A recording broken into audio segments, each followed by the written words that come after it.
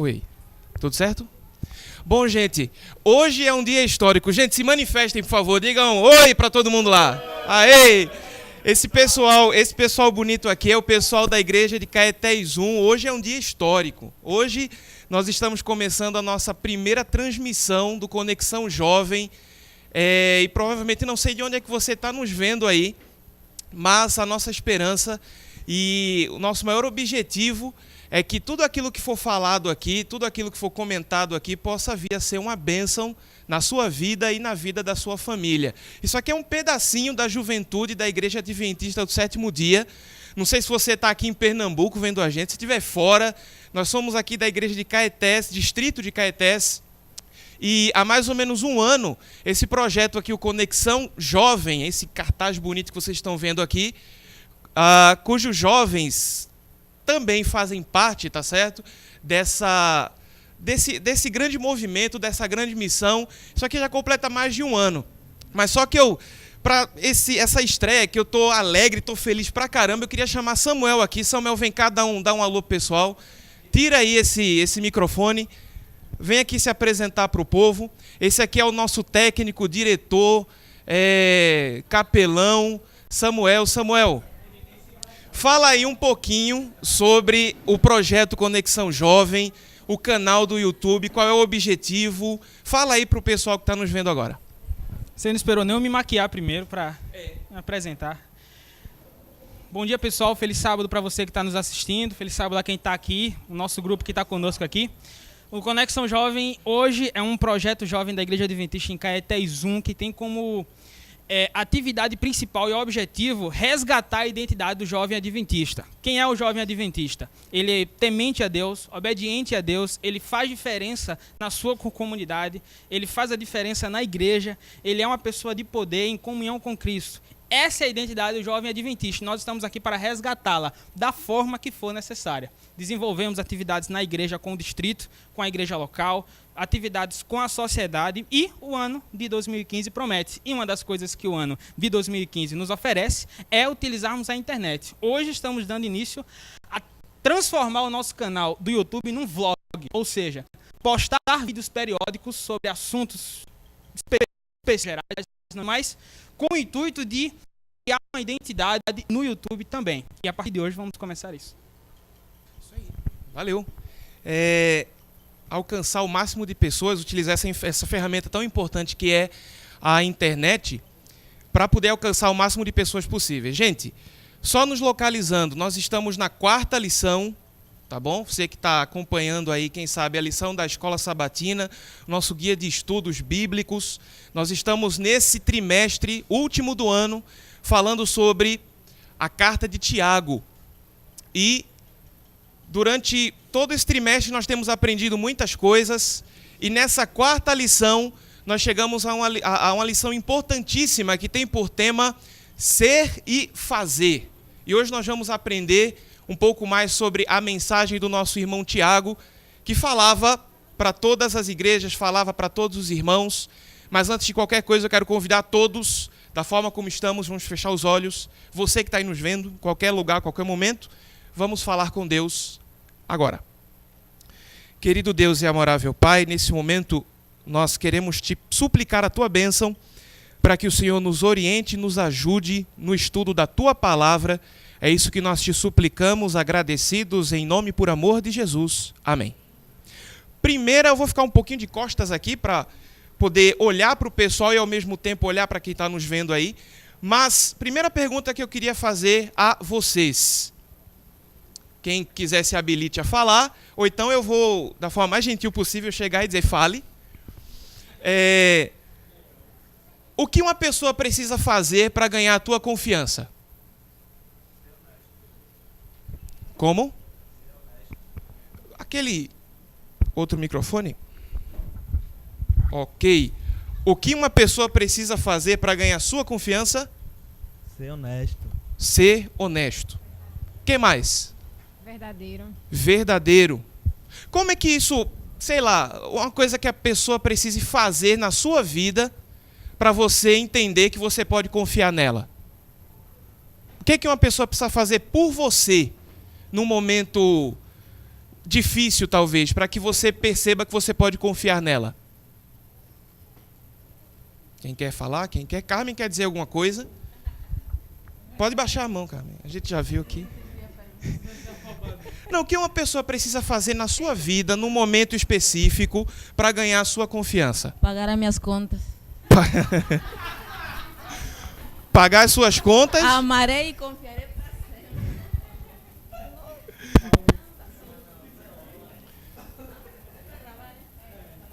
Ah, já foi agora. Tá gravado por toda a vida. Eu acho o seguinte, que para a pessoa ganhar a confiança de uma pessoa, a pessoa tem que, assim, dependendo do problema, uma palavra de apoio, uma conversa com aquela pessoa pode ajudar muito, mais do que dinheiro. Às vezes, uma boa amizade, existem amigos e amigos, né? Mas uma boa amizade, principalmente com Deus, pode te tirar de um buraco que você acha que nunca irá sair. Isso acontece muito. É isso. Ok. Nós sabemos o que cada pessoa ela precisa fazer para ganhar a nossa confiança. Mas aí eu pergunto, o que é que Deus ele precisa fazer para ganhar a sua confiança nele?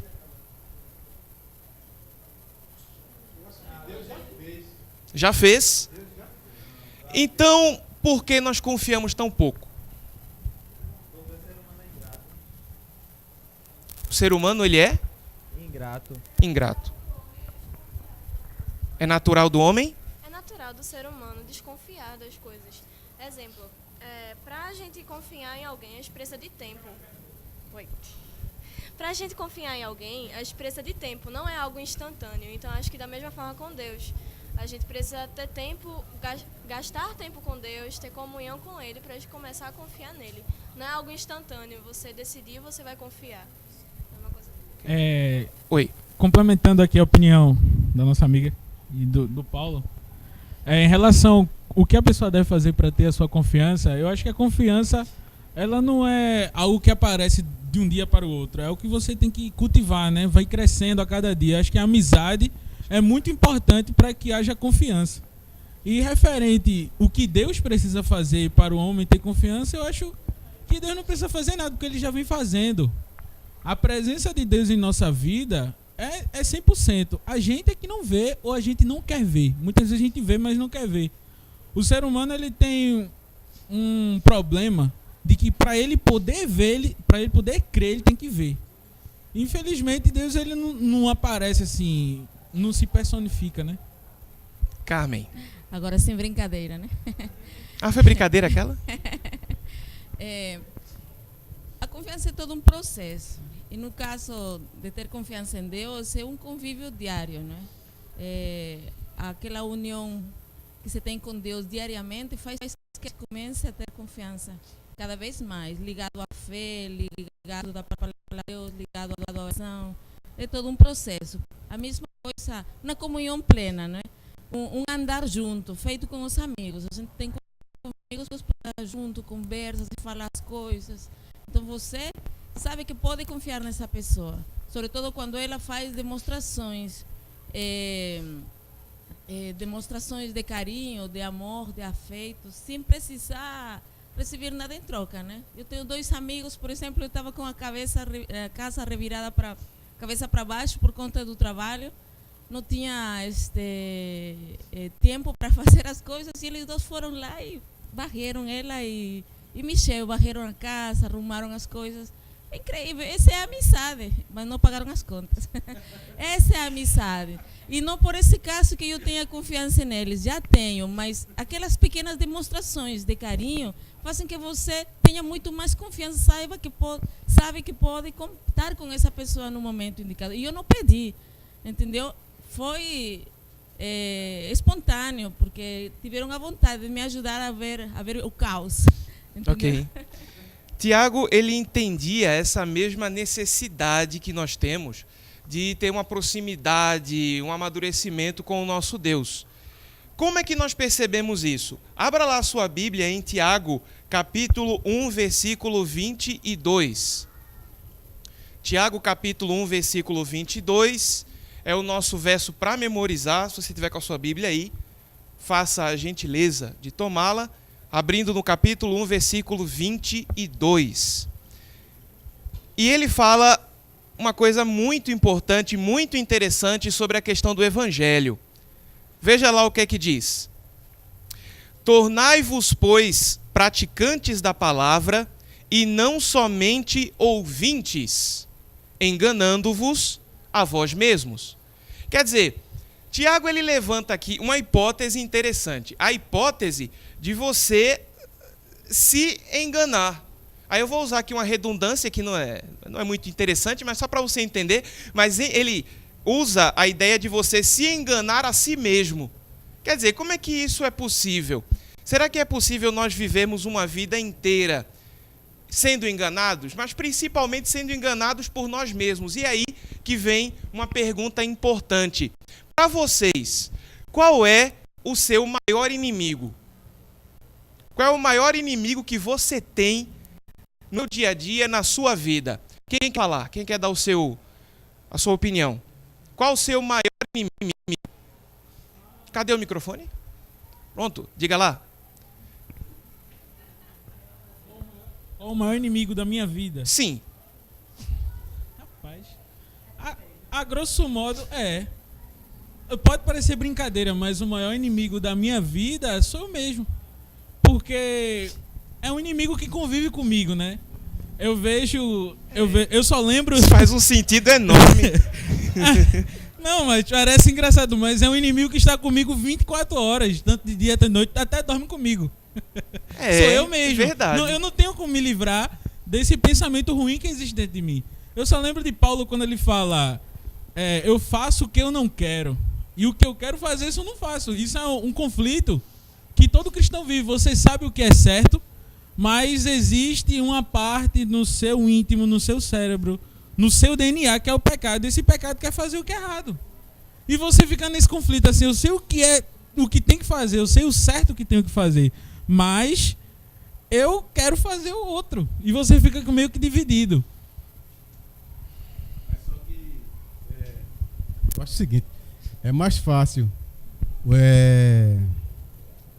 pecado vir até você é puro. O pecado não vai entrar em você não fica sem força. E o pecado dentro de você já está com ele, aí fica mais difícil você expulsar ele. Aí no caso assim, do inimigo mais constante na nossa vida é o pecado. Na minha opinião, é o pecado. Que é constante na nossa vida, é isso. Né? Você já recebeu, por acaso, algum conselho de algum amigo seu ou amiga, não sei? As amigas falam muito assim, né? Aí chega lá naquele momento em que ela tá triste, e ela diz assim: mas menina, você tá se enganando. Como é que esse processo acontece? Como é que essa lógica filosófica que Ed levou a gente, eu não consegui voltar mais, como é que eu posso me enganar? Será que eu posso esconder uma coisa em mim mesmo? Quer dizer, tipo, eu escondi algo e eu mesmo não saber onde eu escondi? Isso acontece de vez em quando a gente vai até algum lugar e se pergunta, né, o que é que foi que eu vim buscar aqui? Mas como é que isso acontece no processo do cristianismo? Como é que a gente se engana ao ser cristão?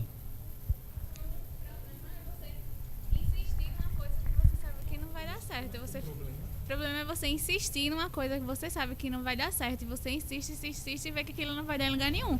E você continua a fazer aquilo. Então acho que você está se enganando. Termina acreditando que aquilo possa ser uma coisa certa, mas inconscientemente você sabe que não é.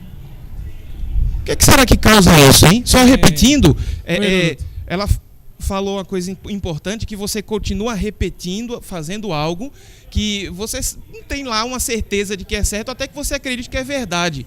É o que diz aquela frase antiga, né? Que quando você repete uma mentira várias vezes, até que ela se torne verdade.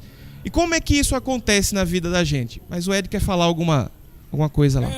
Emendando um pouco o que Clarissa falou, como você pode se enganar a si mesmo, isso acontece muito com adolescente.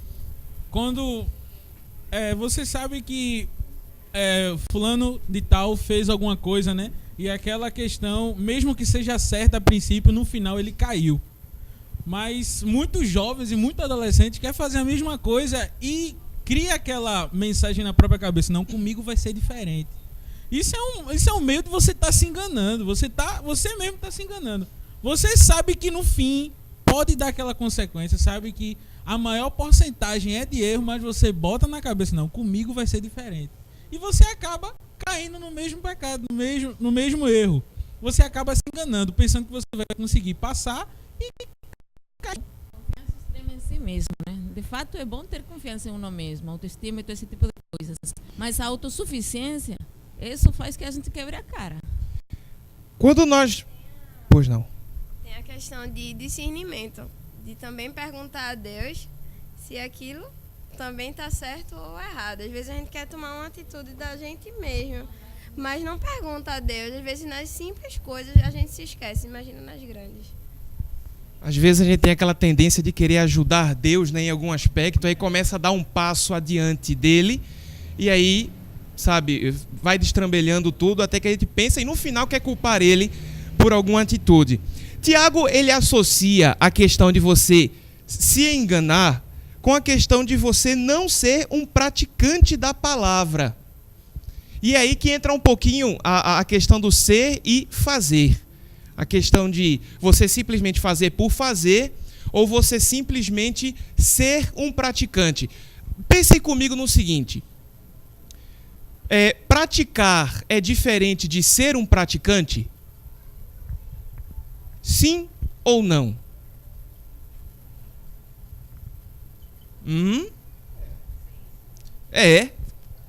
Tá vendo? Por quê?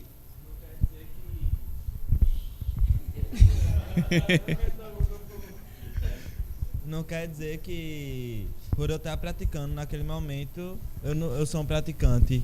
Um praticante é que está ali. É isso aí. Vê, eu vou comparar uma coisa. Pronto, você lê a Bíblia, você lê a Bíblia, vai lendo, mas se você ali está se alimentando da palavra, mas você tem que saber digerir também. Se a pessoa não souber digerir, aí você não vai fazer nada. Você tem que se alimentar e saber digerir. Aí você come uma comida boa, degusta, tá, gostosa, aí você pega e vai dormir. Ali não faça bem. Aí você tem que fazer o quê? Dar uma voltinha, né, para fazer a sua digestão. Comprando a comida com a Bíblia, mas a Bíblia é um alimento espiritual nosso. Você tem que se alimentar da palavra de Deus, depois de saber digeri-la para o povo. É aí que entra a questão da prática, né? Da prática. A prática é você divulgar. Isso. Então quer dizer que ao avaliar essa situação, nós podemos chegar a uma conclusão interessante, que toda mudança que ela é realizada apenas de forma externa, ela necessariamente não é uma mudança verdadeira, né? Já pensou? Aquilo que você faz apenas por fazer. Quer dizer, todo mundo aqui pode ter simplesmente um emblema de cristão, de adventista do sétimo dia, mas acredita que o mais importante de tudo não é isso? O importante de tudo é que essa mudança ela venha de dentro para fora. Tiago, ele nos propõe essa mudança. Agora, como é que essa mudança ela pode, começar? Como é que eu posso definir uma mudança de dentro para fora?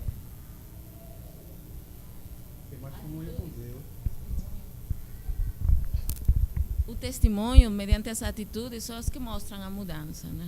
A forma de agir. Mais que o próprio aspecto físico, que a gente pode se transformar por fora, mas o que está por dentro ele sempre delata, né? No nosso dia a dia, o que é que nós podemos fazer para iniciar essa mudança de dentro para fora? De dentro para fora? Como? Quebrar o livre-arbítrio. Porque o ser humano fica com essa história de livre-arbítrio, não porque eu tenho livre-arbítrio, e acha que viver no livre-arbítrio é o certo. Como assim? Viver livre, sem uma doutrina, não se legalizar, mas ser constante, como o pessoal está falando, de estar constante, né? Para se falar, tem que estar com o Senhor, tem que estar lendo uma palavra, tem que estar orando, tem que estar testemunha, mas em si não quebrou o livre-arbítrio, porque é como aquele que você falou agora, praticante e está praticando, por aí. aí, né? Então, se você quer o seu livre-arbítrio de querer fazer aquilo e não fazer por fazer, já começa por aí. Acho que quebrando o livre-arbítrio é onde você deveria começar. Foi muito legal você ter tocado nesse ponto, porque entra na questão da liberdade. Né? Eu sei que... Fala, diga lá. Já associando essa questão da liberdade, pronto. O ser humano, ele tem a noção, principalmente o que decidiu não crer em Deus, né?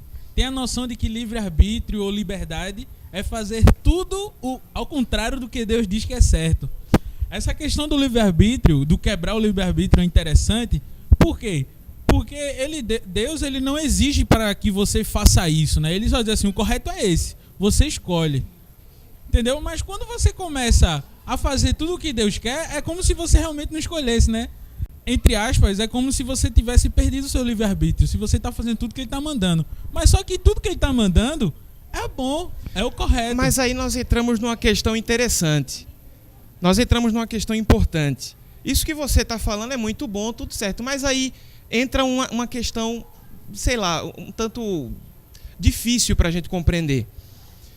Será que Deus ele não está tirando a nossa liberdade quando ele simplesmente nos manda fazer alguma coisa? Olha, tem aqui um conjunto de regras para você. Eu não estou saindo de um conjunto para entrar em outro. Onde é que está a liberdade nisso? Existe o bem e o mal, certo? E Deus dá para escolher a nós o bem e o mal. O caminho que a gente quer andar, seja bom ou mal. Então, o livre-arbítrio existe aí. Por quê? Se eu escolho fazer a vontade de Deus, estou escolhendo bem. Se eu quero escolher a minha vontade e fazer as coisas erradas, estou escolhendo o mal. Então, o livre-arbítrio sempre está presente, porque eu não estou sendo obrigado a ir pelo caminho certo, nem pelo caminho errado. É uma escolha minha. Então, o livre-arbítrio, definitivamente, ele não está sendo uma coisa innecessária. Isso de quebrar o livre-arbítrio, eu diria que seria saber usar esse livre-arbítrio, né? Porque é Deus quem sabe que é o melhor para nós. E nós só podemos compreender isso quando realmente temos comunhão com Ele e entendemos a ciência certa, o que realmente é bom para nós. Porque senão a gente quebra a cara e não se salva. Assim de fácil. Aí entra numa questão interessante que talvez sirva para a gente pensar um pouquinho, que é o seguinte. Nós seguimos a lei porque nós somos salvos ou nós precisamos seguir a lei para nos salvar?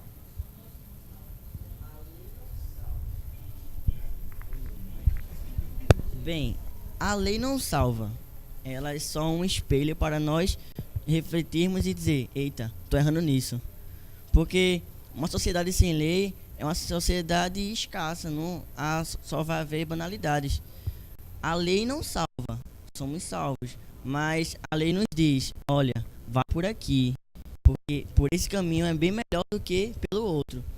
Viver em liberdade, ela falou sobre liberdade, né? Viver em liberdade com Cristo é melhor do que a liberdade humana. Muitos acham que viver com Cristo é estar limitado, como você tocou nesse ponto de viver com Cristo, está limitado a não ver o que você quer. Mas se, como ele falou, que é o nome dele, como ele falou de, como foi?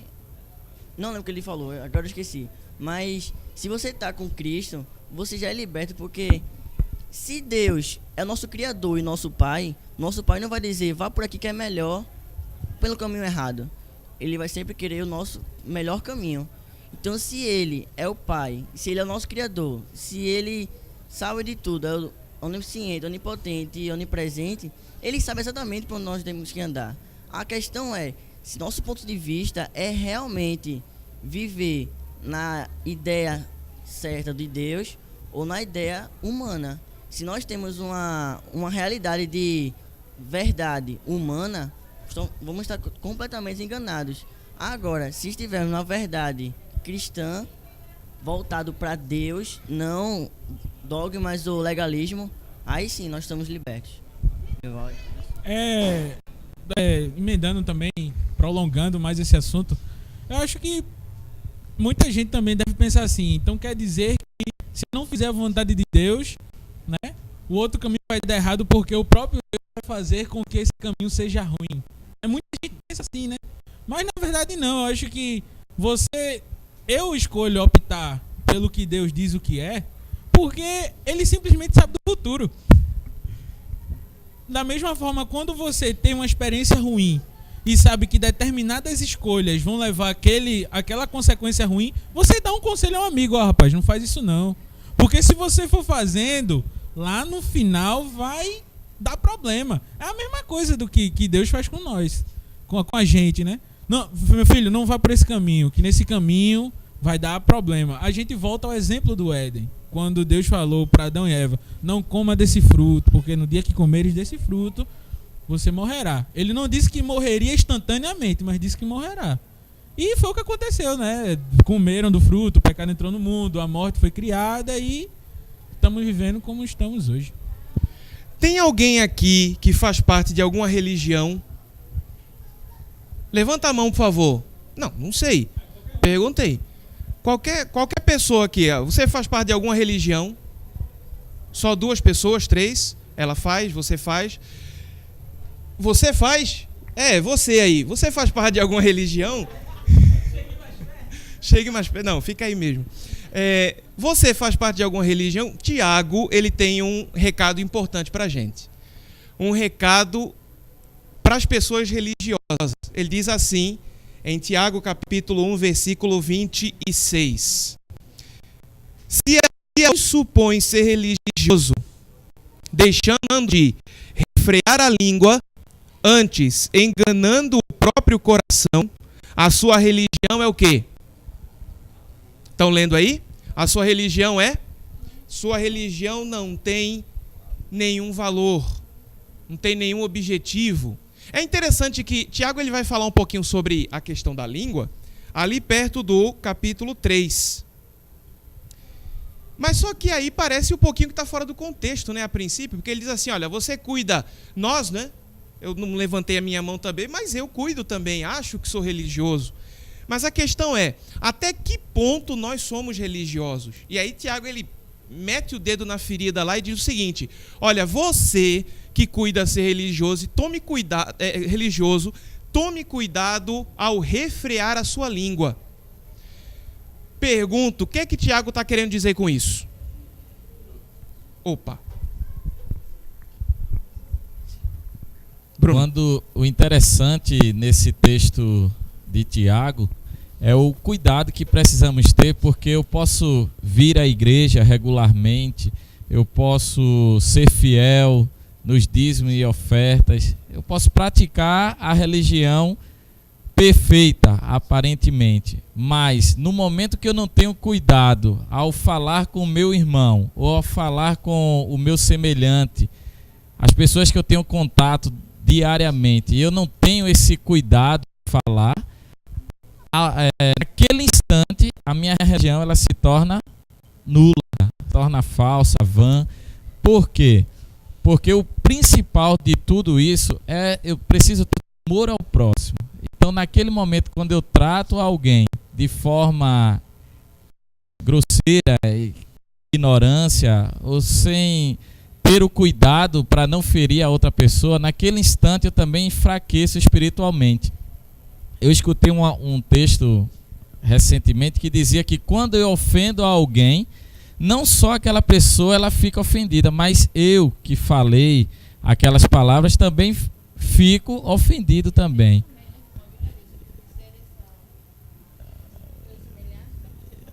Exatamente. Então, esse texto de Tiago, ele traz uma responsabilidade para cada um de nós, que precisamos ter cuidado com o tratar, né, as pessoas. Precisamos ter muito cuidado quando nos dirigirmos ao nosso semelhante. A língua é a única parte que nós não conseguimos sustentar por muito tempo, né? Mas Clarissa vai... Não, porque eu tenho uma dúvida.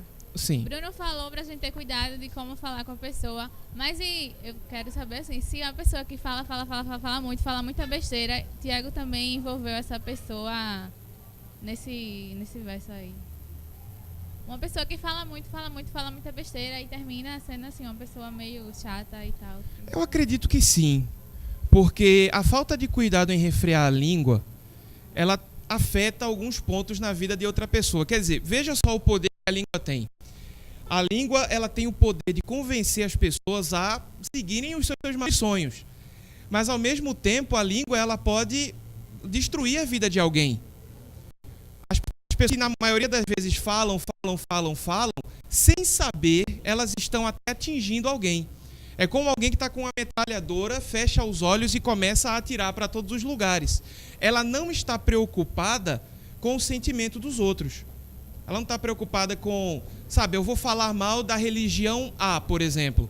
Mas aí vamos imaginar que eu tenho alguém aqui que faça parte dessa tal religião. Ah, eu não estou nem aí, não me importo. Eu vivo pela Bíblia mesmo, eu não estou nem aí com o que ela pensa. Aí eu acabo falando e me esqueço que entre a placa que eu sirvo, a religião que eu sigo, entre essa religião e a pessoa, Cristo, ele prefere a pessoa. Então, quando eu não tomo cuidado com a língua, às vezes falar algumas verdades, elas precisam ser um pouquinho polidas, não para servir como mentira, mas porque nós pensamos mais em não afetar ou entristecer uma outra pessoa. Às vezes você tem uma pessoa que não faça parte da sua denominação religiosa, ou alguém que siga algo totalmente contrário ao que você faz, mas aí você diz, não, eu tenho aqui a minha verdade, doem quem doer. Aí você vai lá e joga a Bíblia na pessoa e se esquece que tem alguém ali que precisa de ajuda, que precisa de cuidado. Às vezes as pessoas que falam muito de forma indiscriminada se esquecem de que tem uma outra pessoa lá do outro lado. Alguém que está sentindo alguma coisa, que necessariamente não precisa ser religioso, mas pode ser algo com relação ao trabalho, com relação aos estudos, família. Quer dizer, quantos sonhos não foram quebrados porque alguém simplesmente chegou e disse, olha, não vai dar certo para você, né? Quantos castelos assim foram derrubados só porque alguém disse, você chegou para a pessoa e disse, olha, eu quero tentar ser aprovado em tal curso, e alguém disse, não vai dar para você. Quer dizer, são 60 e poucas pessoas para uma vaga, não dá para você, sabe? Isso é uma carreira diferente na sua vida. Ninguém fez isso na sua família, desde seu tataravô até aqui. Por que você acha que você vai conseguir? É esse tipo de coisa que destrói a vida de alguém. Tiago, ele pede para que nós, e como foi falado no início, né? A língua nós não conseguimos sustentar por muito tempo. Eu posso fingir para vocês quem eu sou por a minha vida inteira, mas em algum momento, em meio talvez à irritação, à raiva, eu vou liberar o que eu realmente sou. Não tem como. A língua, ela tem esse poder. Ela mostra quem nós verdadeiramente somos. E aí vem uma questão importante, que é a questão da mudança da natureza, a mudança de dentro para fora. Bom, quando o Tiago, né, trouxe essa lição de falar ser e fazer, nós conversamos muito sobre o que nós somos, realmente aquilo que nós refletimos, se nós somos realmente cristãos ou não, se quando estamos diante da sociedade nós pensamos que realmente, eu não estou dentro da igreja, então os meus costumes, o meu eu pode vencer. Então, eu acredito que a gente realmente tem que ter muita comunhão com Deus. E eu acredito que quando Deus ele trouxe esse recado para a gente de ser e fazer, é que nós precisamos ser diferentes e fazer a diferente. Então, ser diferentes não é fácil. Mas com a leitura diária da Bíblia e realmente conhecendo a Deus e querendo realmente se aproximar cada vez mais dele, o conselho que ele a orientação que ele nos dá através da lei de Deus, através da Bíblia, da sua palavra, que realmente a lei ela não salva, quem salva realmente é Cristo Jesus, nós vamos poder ser mais diferentes e fazer e amar aos nossos inimigos, porque é muito fácil nós aconselharmos, nós orientarmos, ter palavras brandas e amorosas com aquelas pessoas que nós nos edificamos, com aquelas pessoas que nós amamos.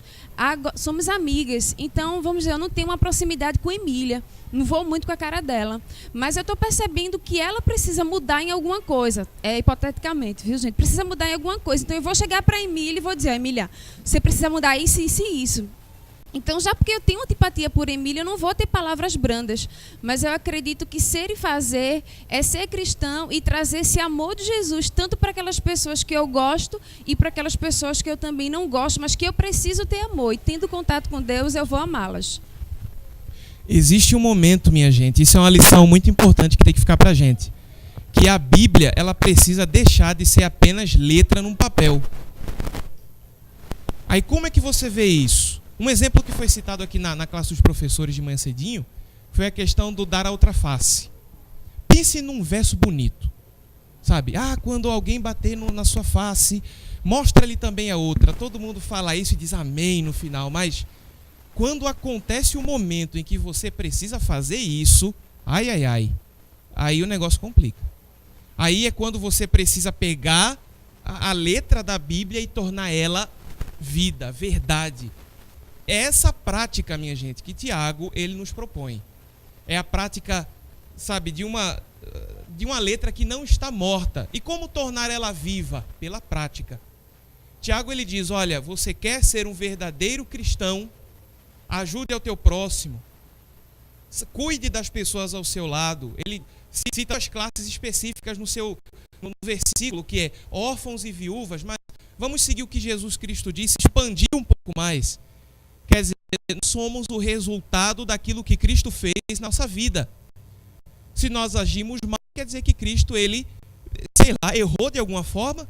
Ou será que nós estamos nos enganando? E é aí que nós vamos finalizar desse momento, agradecendo, para você aí que em algum momento, e nós cremos nisso, que talvez esteja acessando esse vídeo, que teve a paciência de nos assistir até agora. A última mensagem que Tiago ele deixa para nós, que Cristo deixa para nós é, olha, Deus ele não está muito se importando se você é um grande adventista do sétimo dia, se você é um grande religioso, se você é um perfeito cristão, mas ele está se preocupando com você de tal forma a ponto de você ser chamado de filho ou filha de Deus. É isso que Deus ele quer de nós. Ele não quer uma placa religiosa, ele não quer uma capa de engano. Ele quer a essência. Ele quer um amadurecimento que só pode ocorrer quando nós entregamos a vida a Cristo e nós nos jogamos, nos lançamos nos aconselhamentos que Deus ele tem para nós por meio da sua palavra. Que Deus possa abençoar a todos nós aqui. O nosso desejo, a nossa oração é que essa mensagem, por parte da palavra de Deus, tenha sido proveitosa. E eu quero convidar todos para nós chegarmos aqui bem perto. Vamos fazer uma última oração e agradecer a presença de todos, aqueles que tiveram paciência para estar aqui conosco nesse momento. Vamos orar? Querido Deus e amorável Pai, santificado seja o teu nome. Pai eterno, graças te damos, porque o Senhor nos ensina o que é a verdadeira essência do que é ser cristão. E por isso hoje, nós que talvez tenhamos chegado aqui com nossos princípios, com nossa religião, com nosso adventismo, com nossas ideias, com nossas leis, que nós possamos deixar tudo diante do teu altar e nós possamos nos apegar à tua vontade para a nossa vida, porque esta é a nossa verdadeira religião. A tua vontade para o nosso viver, para a nossa vida, no geral, nosso namoro, nosso casamento, nossos estudos, nosso trabalho, nossa vida nesta religião que julgamos nós ser a correta, mas independente disto, nós queremos seguir a tua vontade e viver a verdadeira religião. Perdoa nossas faltas, nos livra do mal, é isso que nós te pedimos, desde já agradecidos, em nome e por amor de Jesus. Amém. Uma saudação para quem está vendo a gente lá. Feliz sábado a todos, obrigado por ter ficado conosco até agora e até o próximo.